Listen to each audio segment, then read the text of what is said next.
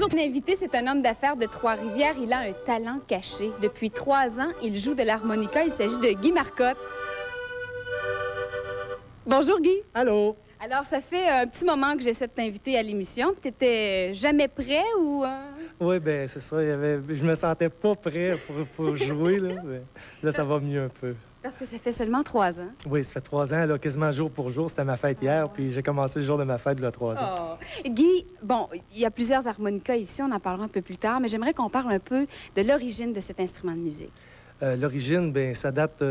En fait, l'origine même, ça date de 2000 ans passés. C'était les Chinois qui avaient inventé une espèce d'instrument qui était fait en rond avec des petits tubes que tu pouvais tirer, puis ça faisait vibrer une hanche et tu pouvais pousser.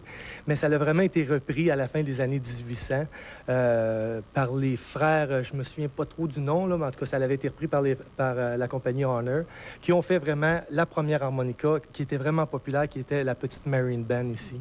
Ça a été... Ça a été vraiment la plus populaire de toutes.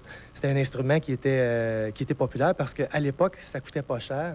Fait que c'était l'instrument comme des pauvres, si on peut dire. C'est un instrument qui est très associé à la pauvreté, à les quartiers durs, etc., etc. Et on refaisait des bruits, comme par exemple des animaux. Oui, c'est ça. Au début, plutôt que les gens prenaient ça puis ils essayaient d'imiter, admettons, un train qui passe, ils essayaient d'imiter une chasse au renard, ils imitaient un bébé qui crie, un bébé qui pleure, ils imitaient, admettons, un klaxon d'auto. Ils imitaient des sons. Puis après ça, ce qui est arrivé, c'est qu'il y a eu les jug bands qu'on appelait. C'était des bands de noirs qui étaient très pauvres. Eux autres, ils jouaient avec des canisses, ils soufflaient dans des tubes.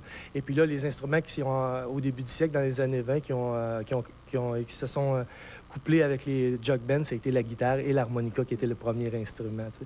Puis là, on connaît la suite. Ça a développé sur le blues, sur les structures de blues traditionnelles. Et puis, c'est le blues qu'on entend aujourd'hui. D'ailleurs, les structures de blues, c'est à l'origine de la plupart des musiques. Comme on sait, Elvis Presley, il y avait son premier 45 tours qui a sorti.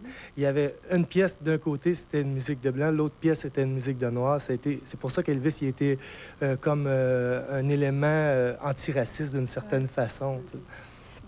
C'est très, très musculaire, jouer de l'harmonica. Oui, c'est ça. Ce qui est long, c'est au début, même si tu connais les techniques au début, tu n'es pas nécessairement capable de les faire. Le temps que tous tes petits muscles se développent, le temps que ta peau s'endurcisse un peu, parce que tu viens tout irriter. Un peu à la manière de quand tu commences à jouer de la guitare, tu viens irriter sur les doigts.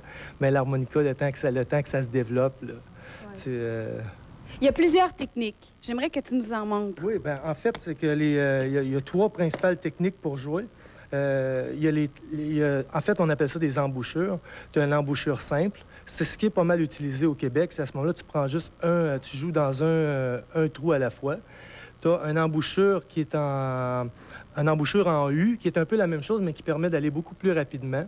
L'embouchure en U, c'est que, en fait, l'embouchure simple, c'est comme si on donnait un baiser. Peut-être.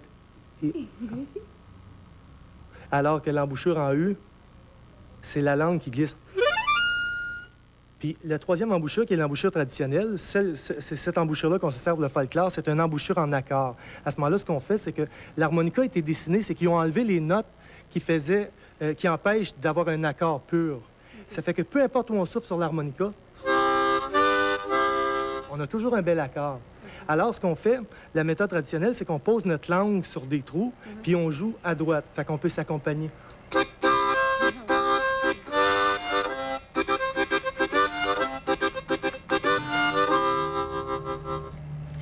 Guy, ici, c'est pas vraiment une collection, hein? Non, ça, là, je voulais démontrer. Il y en a qui pensent que c'est un instrument qui coûte pas cher. C'est vraiment l'instrument des pauvres. Mais en fait, ce que ça fait, c'est que ça, c'est tous des instruments que j'ai brisés en essayant d'apprendre à jouer. Est-ce que tous les joueurs d'harmonica passent par là? Tous les joueurs d'harmonica passent par là, essentiellement, en moins d'être peut-être un peu mieux suivis au départ par un bon professeur qui te contrôle un peu, qui te dit constamment de ne pas jouer trop fort, puis tout. Mais à un moment donné, aussitôt que tu commences à jouer avec d'autres musiciens, la musique est forte, tu finis par souffler fort. C'est juste des petites hanches qui vibrent, hein? Okay. Puis à un moment donné, tu tires trop fort, tu la forces un peu, puis ça les brise. Et là, à ce moment-là, celles-ci sont toutes défectueuses.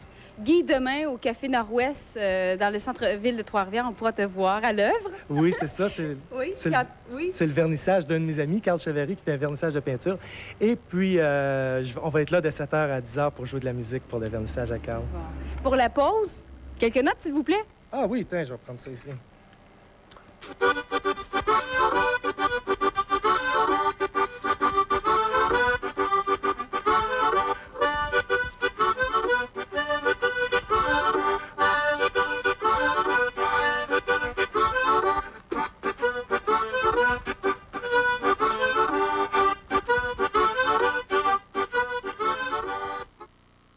Très belle fin de semaine, également de joyeuses Pâques. Et l'émission d'aujourd'hui se termine sur une belle note avec Guy Marcotte à l'harmonica avec un blues.